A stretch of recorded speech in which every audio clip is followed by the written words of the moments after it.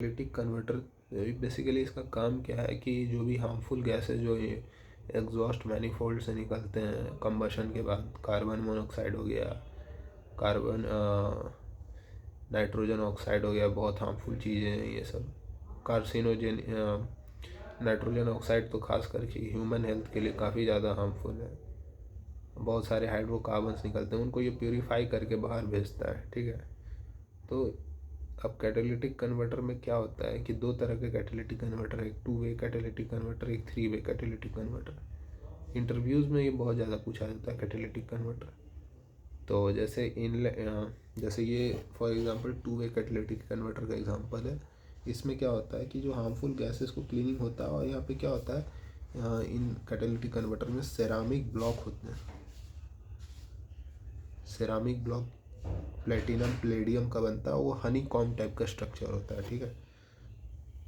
जिसके कारण प्लेटिनम और प्लेडियम यूज़ कर होने के कारण इसका कॉस्ट भी काफ़ी ज़्यादा हाई होता है। तो जैसे टू वे कैटालिटिक कन्वर्टर में यहाँ पर एक ऑक्सीडाइजिंग कैटालिस्ट यूज़ होता है। अब ये क्या करता है, यहाँ से जो भी हार्मफुल प्रोडक्ट्स हैं CO और हाइड्रोकार्बन, ये प्लेटिनम प्लेडियम का एक स्ट्रक्चर रहता है और इसके अंदर जाता है, ठीक है। और यहाँ पे ऑक्सीडाइज होकर के ये बाहर कार्बन डाइऑक्साइड और वाटर के फॉर्मेट में निकल जाता है। जो कार्बन मोनोऑक्साइड हमारा हार्मफुल प्रोडक्ट था, वो बाहर निकल जाता है कार्बन डाइऑक्साइड के फॉर्मेट में, ठीक है। तो यहाँ ऑक्सीडाइजिंग ब्लॉक में रिएक्शन होता है। तो ये 2 वे कैटालिटिक कन्वर्टर है। 2 वे कैटालिटिक कन्वर्टर मतलब ये सिर्फ 2 हार्मफुल गैसेस को प्योरीफाई करता है। 3 वे कैटालिटिक कन्वर्टर जो है हमारा 3 हार्मफुल गैसेस को प्योरीफाई करता है। हाइड्रोकार्बन हो गया, कार्बन मोनोऑक्साइड हो गया, नाइट्रोजन ऑक्साइड, ये तो सबसे ज़्यादा डेंजरस चीज़ है, ठीक है। तो जैसे फॉर एग्जांपल, और 3 वे कैटालिटिक कन्वर्टर में एक रोडियम का हमारा यूज़ होता है, सेरामिक ब्लॉक, और एक प्लेटिनम प्लेडियम का यूज़ होता है। तो इनका काम यही है कि ये यहाँ पर सबसे पहले जो 3 वे कैटालिटिक कन्वर्टर है, वहाँ पर रिडक्शन रिएक्शन यूज़ होता है, रिडक्शन रिएक्शन कैरी आउट होता है, ठीक है। रिडक्शन में क्या होता है कि जैसे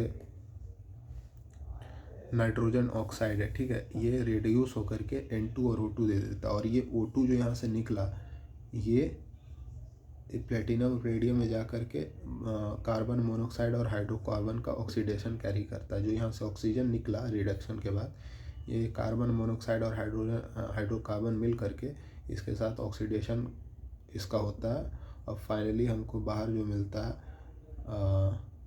कार्बन डाइऑक्साइड प्लस वाटर मिलता है, ठीक है, और नाइट्रोजन मिलता है हमको, क्योंकि ऑक्सीजन तो यूटिलाइज हो गया इसका ऑक्सीडेशन कराने में, तो क्लीन एयर मिलता है। कार्बन डाइऑक्साइड उतना हार्मफुल नहीं है, नाइट्रोजन तो क्लीन प्यूरिफिकेशन का काम करता है।